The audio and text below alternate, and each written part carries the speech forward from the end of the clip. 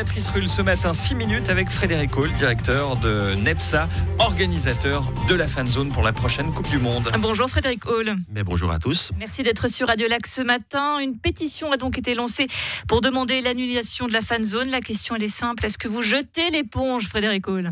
Bien sûr que non. Bien sûr que non. C'est de la gesticulation politique.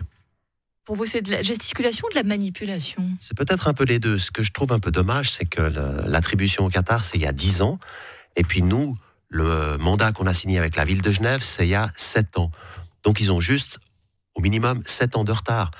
Comment on peut sortir une pétition 2 mois avant un événement ? Alors que quand on est aguerri à la politique comme l'est l'auteur de cette pétition, on sait très bien qu'une pétition, si les autorités sont rapides, sera traitée dans une année. Donc dans une année, on va faire des auditions, on va déplacer des gens, on va dépenser de l'argent public pour faire des auditions municipales pour tout à coup dans une année dire il faut le faire ou il faut pas le faire alors que le train aura passé depuis longtemps.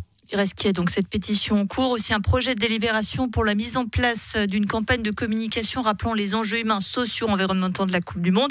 Bref, tous les faisceaux médiatiques et autres sont rivés sur votre fan zone et ça, on sait que c'est jamais très bon pour les affaires quand même. Non, c'est pas si mal parce que nous, on avait prévu une campagne. Mieux vaut une mauvaise publicité que pas de publicité du tout. On avait vraiment prévu une campagne de promotion parce que les gens n'ont pas l'habitude d'avoir une fan zone en hiver. Donc là, heureusement, le Parti Socialiste, les Verts nous offrent cette campagne. Donc c'est pas si mal. Du coup, tout le monde parle. Moi, j'ai croisé des gens dans la rue qui m'ont dit ah ouais chouette, il y a la fan zone cet hiver, on avait un peu oublié, donc somme toute c'est pas si mal, mais toutes les interrogations, même celles de la pétition sont justes, donc on les partage comme citoyen. Je connais personne qui trouve extraordinaire d'avoir cette Coupe du Monde au Qatar. J'ai jamais rencontré une personne qui m'a dit waouh, enfin il y a quelque chose de bien qui se passe dans un événement comme celui-là. Personne partage ça.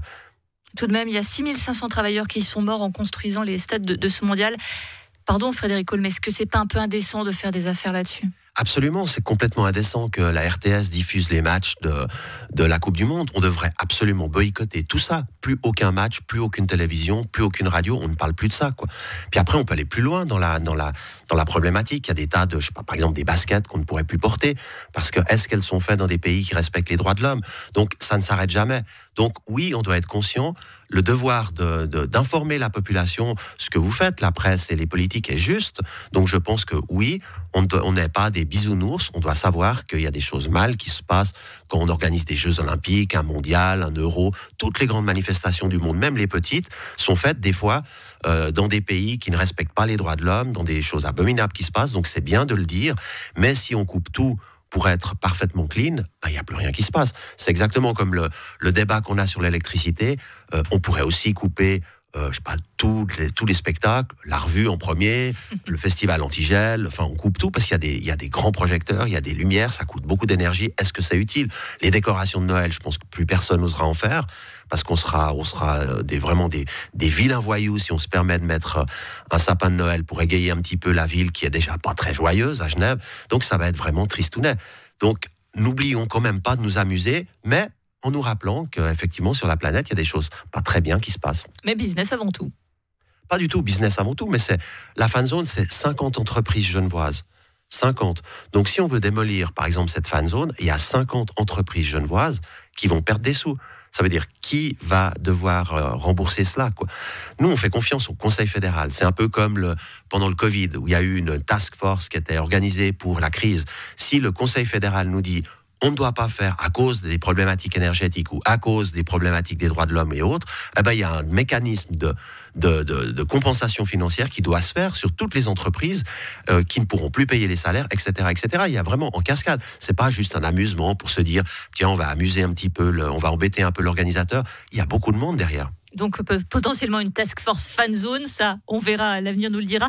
Pour revenir à votre fan zone, vous évoquiez les problèmes d'énergie. Est-ce que vous, typiquement, ça va être un souci, cette hausse des coûts de l'énergie, puisque nous serons en hiver, qu'il va faire un petit peu froid et qu'on ne pourra pas rester comme ça à la belle étoile? Alors la bonne nouvelle, on n'a pas attendu les politiques avec 7 ans de retard pour se réveiller. Donc le bilan carbone et tout ça, c'est des choses qui sont primordiales pour nous, organisateurs de manifestations. Cette fan zone va consommer énormément moins d'énergie que les fan zones d'été. C'est incroyable, hein, mais d'abord c'est 3 fois plus petit. Comment réalisez-vous ce miracle? C'est les immenses écrans extérieur que vous avez l'été, ces grands écrans, ça consomme énormément. On n'aura pas ça, puisqu'on est sous tente. On a d'autres types d'écrans, ça consomme beaucoup moins. Donc on a une consommation énergétique qui est beaucoup moindre qu'une grande fan zone estivale. Donc ça, c'est plutôt une bonne nouvelle. Ensuite, on a un espace, donc une tente de 4000 personnes qui sera tempérée. Donc on chauffe les structures, comme dans toutes les tentes, comme dans les cirques, en cas de neige ou de gel. Et puis là, il n'y a pas besoin. Ça consomme quand même. Oui, mais c'est très peu, c'est vraiment le haut de la toiture, quoi. C'est vraiment pour les gens vont se chauffer entre eux. Quand il y a 4000 personnes, il n'y a pas besoin de mettre de chauffage. Ah, la chaleur humaine. Exactement. Et puis sinon, on a un espace comme dans les marchés de Noël, 450 places où on peut manger la fondue. Donc là, vous payez 30 francs, vous avez une fondue, le match, il fait chaud et c'est sympa. Voilà.